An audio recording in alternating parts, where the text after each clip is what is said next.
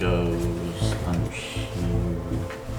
And then on my turn, oh, you're gonna purchase? Yeah, but you can go. I've always wanted to make a board game. I remember Tom Sposito, 6th grade.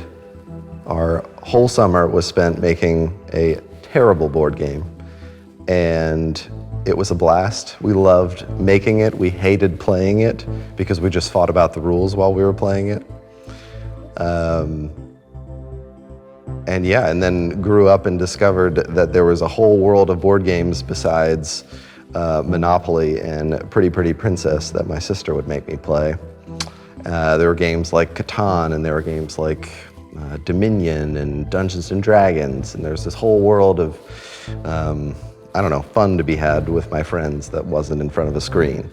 And yeah, I don't know, I guess by nature, me, the people that I hang out with, the people that work here, we just like to make stuff. And I think me and Austin were like, what if we made a game? I do remember we were like kind of at the point where we had played a game where it was like, okay, we actually are almost playing a full game. And we were like an hour and a half in, and we had done like 2 or 3 rounds. And we just kind of looked at each other and we're like, it is not fun. It's not fun, no. It is not fun. And at that point, I was like, cool, well, that's the game. We've wasted so much time. We've wasted 6 months at this point. Yep. And luckily I wasn't working on it full time at that point. I was just working on it half my time. But I was like, cool, well, that was a fun 6 months, back to work. Yep. It was just a convoluted mess. It didn't work. We didn't even want to finish the game. And that sucked, because we had put months of work into it up until this point before it was even just playable in its first run, and it was maybe 15 minutes in, and we're like, yep, this is kind of garbage.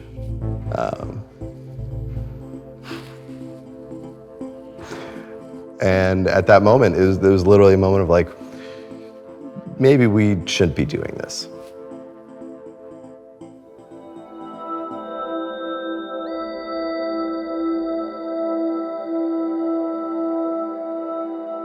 Are you strong? Yeah. Can you grab one? Can you grab one of the next one? I grabbed one.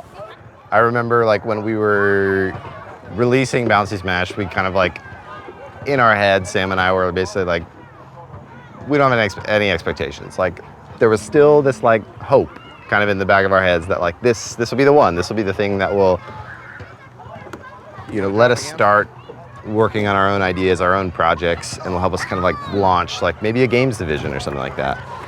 And it didn't quite work out that way. Like, it still did really well, and a lot of people played it, and I wouldn't change a thing. But, I mean, we basically made no money. Like, which, like we said, was fine. But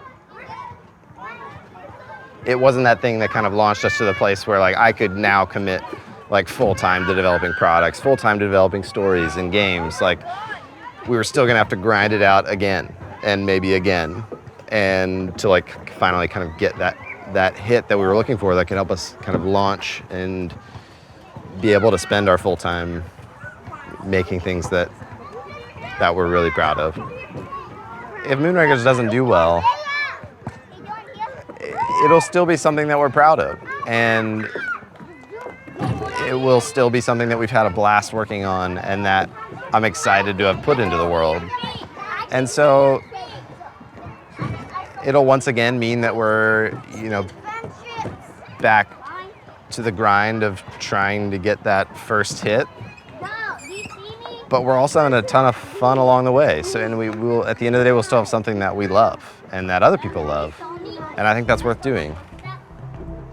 The working title for a long time was AR Space Pirates, so augmented reality space pirates. So we thought we're gonna build this app, and it was gonna be this kind of, hybrid phone, hybrid physical experience, and you're gonna put it all together. And then we realized that was gonna take way too long and take way too much money. So maybe we should just focus on making a good board game. That's the door we're going into the command center. Got it. So this. Yeah, so if you can rotate that. This. after that, I can start kind of working on like a higher fidelity concept of the console. Console in the cockpit. Okay, great. It's so fun to see it, like physical space, not physical space, but. But yeah, no, I totally get you. We had a theme, right? We wanted to make something in space because it's space and it's awesome and we all love it. And we're like, you know, what do we want to do in space? We want to build a ship. We want a really cool ship. We want to go on missions with our friends. That's like kind of where it came out. It's like, how do we put ourselves in Star Wars or Star Trek or something like that? How do we build an experience that makes us feel like those stories make us feel? And I guess you can sell yourselves, but I'm leaning more towards Matt. So Taylor, you'd have to be cheaper. Really? How about you? I'll What's do your it for 2 coins, 1 percentage. Done. I'll take it. Oh, wow. The only thing that I know how to do is just follow my gut and follow what I think is fun and what I would want to play, because that's all I know. So I think that's kind of what was guiding us. Like, let's just make something that we think is fun, something that we want to crack open on a Friday night with our friends. No. Can I have a hug at least? Oh, thank you. You gonna go give hugs? You say night night.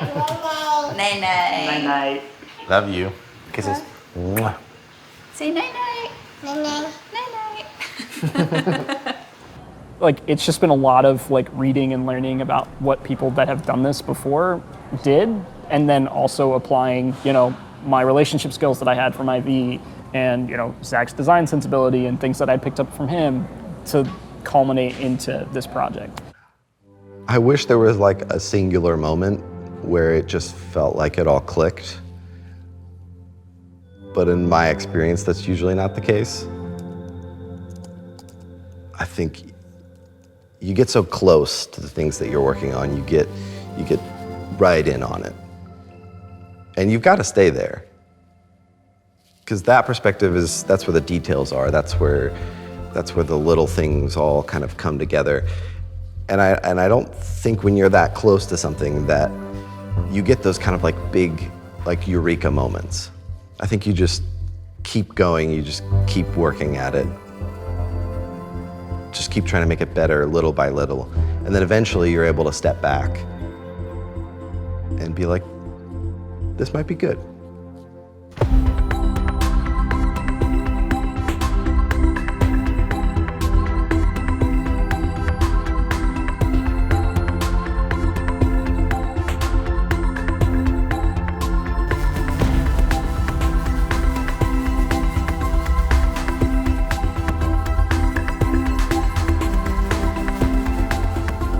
I think there was one playtest where we had gotten rid of the enemy ships and we were just going on like contracts, and there was like a moment where we didn't think we were going to accomplish the contract and someone drew the exact card they needed, and it was just like a big moment for all of us, and we were like, okay, this is fun again.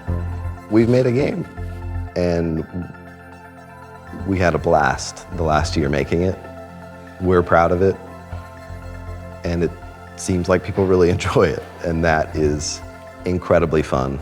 And even if all this crashes and burns, we did that.